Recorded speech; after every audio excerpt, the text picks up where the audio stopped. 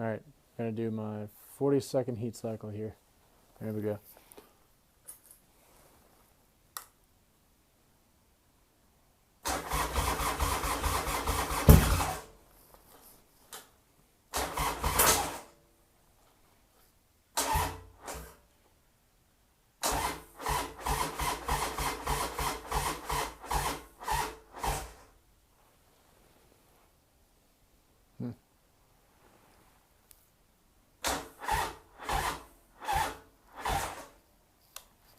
Okay.